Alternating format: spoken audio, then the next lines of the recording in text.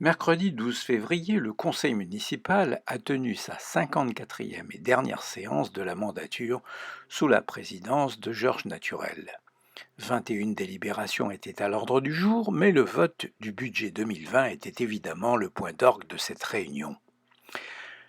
Pour la seconde année consécutive, et conformément à la recommandation de la Chambre territoriale des comptes, le budget de Nabéa a été voté sous la forme d'un budget unique. Dans un contexte économique impactant défavorablement les finances publiques, les recettes de fonctionnement stagnent.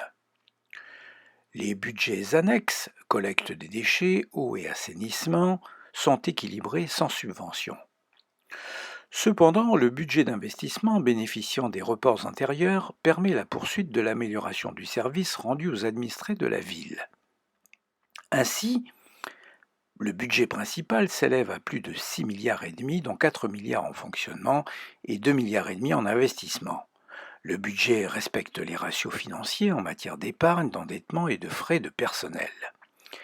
Les axes privilégiés sont le renforcement des actions en matière de développement durable et de maîtrise énergétique, la poursuite de l'amélioration des routes et des aménagements de proximité, le renforcement des moyens de sécurité sur le terrain et le soutien à la vie éducative et au monde associatif. En matière d'investissement, le budget consacré à la sécurité et à la citoyenneté est majeur. Il concerne notamment le nouvel hôtel de police de Nabéa, le centre de secours communal, une nouvelle phase d'équipement de vidéoprotection, les travaux de construction de la nouvelle gendarmerie ou encore l'acquisition d'un nouveau chien pour l'unité canine. Parmi les autres délibérations, le Conseil a adopté plusieurs subventions destinées à permettre le lancement d'activités associatives dans le domaine culturel, sportif, social ou de loisirs.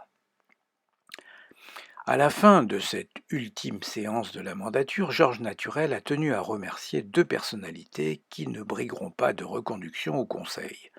Muriel Malfart d'une part, qui siégeait depuis plusieurs mandatures, et l'ancien maire Bernard Maran, à qui le maire actuel a tenu à rendre un hommage particulier. M. Maran a remercié l'Assemblée et s'est exprimé une dernière fois dans l'enceinte du Conseil avec émotion. Je vous souhaite beaucoup de courage pour les années qui viennent. Merci et également un franc succès pour votre prochain mandat. Je vous remercie.